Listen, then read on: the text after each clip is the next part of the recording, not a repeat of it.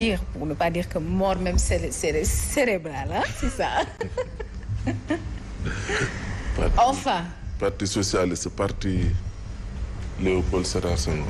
C'est ça. Jëm si yàlla si.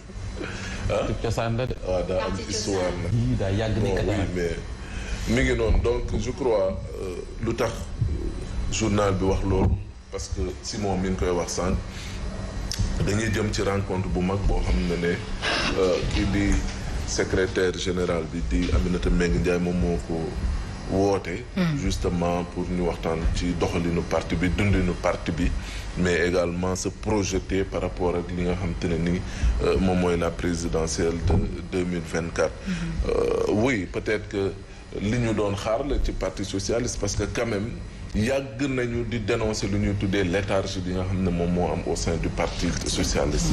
lan moo xew pourquoi yenn rencontres yi duñ ko amal lan moo xew ba on ne sent pas trop le parti socialiste ci wàllum animation peut-être tu me diras ci wàllum même reconquête sur le plan politique dégg nga donc yooyu noonu yëpp nekkoon na loo xam te ni lu indi jeexi jaaxal la parce que un parti politique également animation la il faut mu dund. Mais qu'est-ce qui se passe au sein du parti? Oui, apparemment il y a une certaine dualité boo xam te ne nii ñu ngi koy gis entre Aminata Mbengue Ndiaye et le ministre de l'assainissement muy Serigne Mbaye Thiam.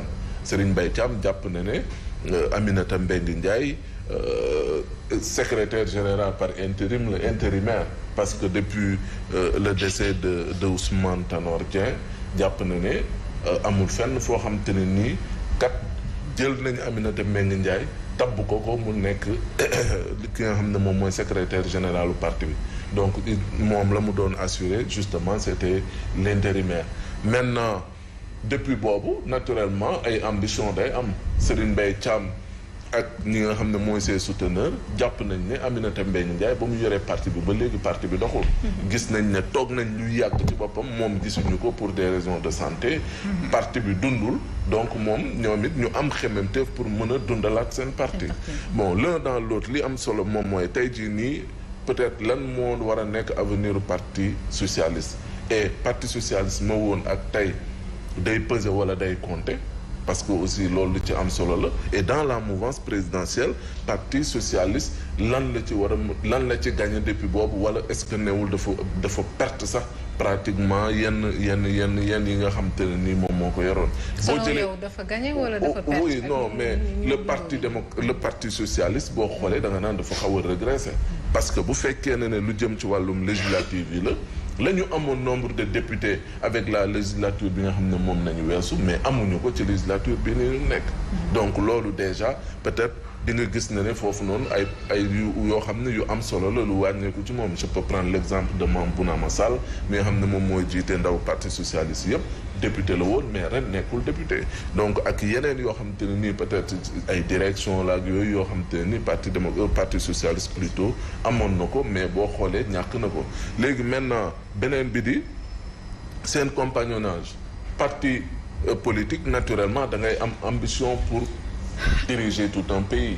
D'accord sous Diouf sous Léopold Sédar Senghor nekkoon nañ ko mais entre temps perte nañ pouvoir bi est-ce que dañoo war a nekk parti yóbbaale ma toujours ñuy langaamu ci mouvance présidentielle pour mën a dund loolu yëpp dafa nekk loo xam te ne nii lu ñu war a toog jàngat ko la parce que parti socialiste moo woon ak ñuy ute na. ni nga ko jàngatee nii yaakaar nga ni formation politique boobu la mu di le parti socialiste est-ce que dina am un avenir prometteur. Oh, bon mais nekkul ci conditions yi bu fekkee ci langaamu la bëgg a wékku ça va poser problème bu fekkee ne également préparer wuñu aussi ci base bi def ñu ngi wax vente des cartes machin c'est bien mais maillage du territoire bi nga xam ne moom nañu waroon def cellule ya fa nekk fu ne et les coordination sax nañ koy tuddee mais coordination yooyu mën a dund bu fekkee coordination yooyu yi ci ëpp dañoo dee pratiquement doxatuñu ñu ci bëri bàyyi nañ ñii dem nañ fële ba pare beneen cas également nekk ci biir parti socialiste muy le cas de Abdoulaye Wilane moom ci boppam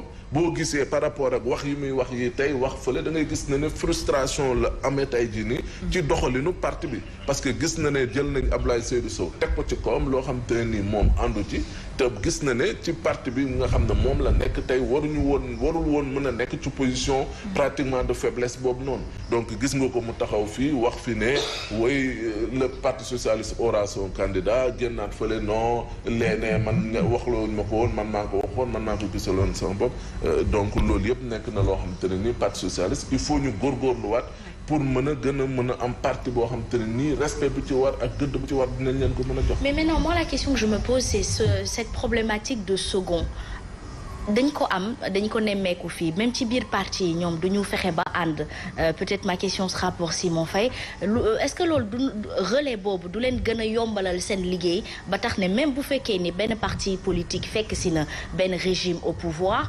du tax parti bi dee. Oui bon xam nga parti également ak dynamisme. Parce que parti bu ne tam di nga gis ay ambition.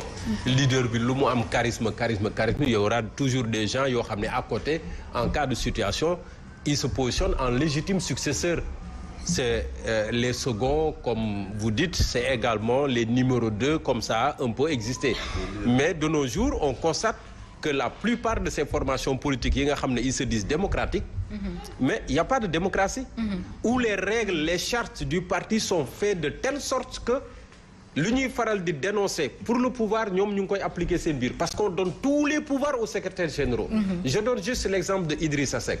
La dernière fois c'est lui qui gomme, qui dégomme et qui réécrit les noms. Vraiment. Les sama parti. Non seulement sama parti mais il se fonde sur les textes parce qu'il te dit en vertu de ça c'est dans les chartes du parti. Le Parti socialiste fonctionne de la sorte. Le PDS également, je crois savoir que fonctionne de la sorte. Même l'APR de Macky Sall, même l'AFP. Donc, le secrétaire général ou le président, ça dépend également des appellations. Parce que là, on a des secrétaires généraux, fii ñu am ay présidents. Mais presque tous les pouvoirs sont concentrés entre leurs mains. Une personne.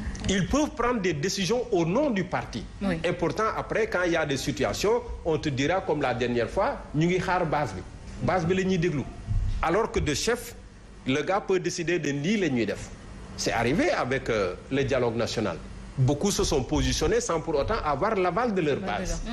Certains également à côté te diront que sama base laay xaar mu jox ma mu wax ma wala voilà. Donc c'est un peu ça. L'autre aspect, pour en revenir au Parti socialiste, peut-être ne pas seulement limiter le débat au Parti socialiste parce que c'est en fait un phénomène boo xam ne day dal mboolem parti yi nga xam ne ñooy nekk ci coalition au pouvoir. On l'a vu avec waa CAP 21 jamonoy Abdoulaye Wade. Mais il y a eu beaucoup de partis fa la ñuy jaar d'ailleurs après ñu xaw leen fàtte. Parce que da ngay topp mouvance su coalition bi parce que la coalition également a une ligne directrice am na benn code de conduite boo xam ne tout le monde est autour du président qui est chef de coalition. Et c'est ce qui arrive également à Benno Bokk Yaakaar. Pas forcément Benno Bokk Yaakaar mais la plupart des partis qui composent le Benno Bokk Yaakaar. li ñuy wax ni ci parti socialiste mais du ñoom rek. parce que Benno Bokk Yaakaar ñaata formation. mais ñi ñu ciy gën a dégg mooy peut-être ñi nga xam ne ñoo occupé peut-être des fonctions dans le gouvernement comme le parti socialiste peut-être l'AFP peut-être et cetera le PIT. ana ñoom Omar Sarr ak seen formation politique kañ nga leen gën a dégg ñoom tam ñu organiser. pourtant ils sont là. Donc situation bi du rek Parti socialiste c'est un peu le phénomène buy am quand il y a des coalitions de ce genre autour du pouvoir parce que ligne de conduite bi la personne ne veut frustrer le chef de la coalition parce que fi mu nekk nii également l'autre contexte mooy que Benno Bokk Yaakaar amagul candidat pour la prochaine présidentielle. Le président il est encore dans une stratégie de ni oui ni non et ça met entre guillemets tout le monde mal à l'aise parce que kenn bëggul ko jiitu. D'où l'égalité des chances dans les partis. À part Idrissa Seck mi nga xam ne nekkoon na ci au départ. À peine un an il sort il est revenu en 2020 il est reparti en 2023.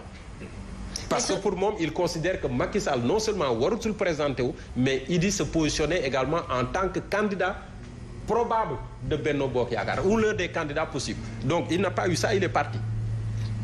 Les autres ils attendent. D'où la démocratie. du ñu ñemee wax du ñu ñemee kaas. position boobu lañ nekk. D'où l'importance de la démocratie, que ce soit dans les partis politiques de base ou que ce soit dans les coalitions à venir. Parce qu'on pourrait régler beaucoup de problématiques que nous rencontrons aujourd'hui à l'approche en général des présidentielles. Il faut d'abord des réformes ci biir parti social. Gars yi nañu xoolaat seen charte yi. Parce que même le fait est là que boo xawee am une voix discordante de celle du secrétaire général, le fractionniste. ñu tuddee le fractionniste. Vraiment. Donc il y a pas de démocratie bi ñuy woote en fait amul. Il y a pas de démocratie. On peut avoir des contradictions. Abdoulaye Wilane, on a donné son cas tout à l'heure. Il est invité, il se prononce sur une question d'actualité, il dit Macky Sall ne doit pas se présenter. Après, on lui tire les oreilles au cours d'une réunion peut-être convoquée d'urgence. Après, le gars sort, il montre un autre visage. Donc c'est ma position personnelle. La racine de la dictature est très enracinée. Diattara avec Idrissa Seck, c'est arrivé. Après, on dit que c'est une faute politique et le gars accepte qu'il a commis une erreur politique. Alors qu'il a la liberté de l'expression. Alors que le parti ne s'est pas prononcé officiellement, lui, il a déjà sa position, mais après, il est obligé de se ranger. C'est grave. Tu vois un peu, voilà. L'état de mon pays. Merci beaucoup à vous pour les commentaires. Mbaye Ndiaye. Parti socialiste, parti démocratique sénégalais. jéego ngeen xam ne de. mais du ñoom rek même la. li leen taxawal tasu leen xam nga chance bi ñu am moo di. chance bi ñu am non chance bi ñu am c'est ça yàgg boobu. lu yàgg lu ne dëgg la te loolu nag la koy firndeel. attention. mais foofu. yàgg gi tamit boo réformé wul mooy indi. da ngay fàtt. mooy indi fraction mais parti socialiste amul da ngay gàtt fan. parti socialiste du looloo koy tas de.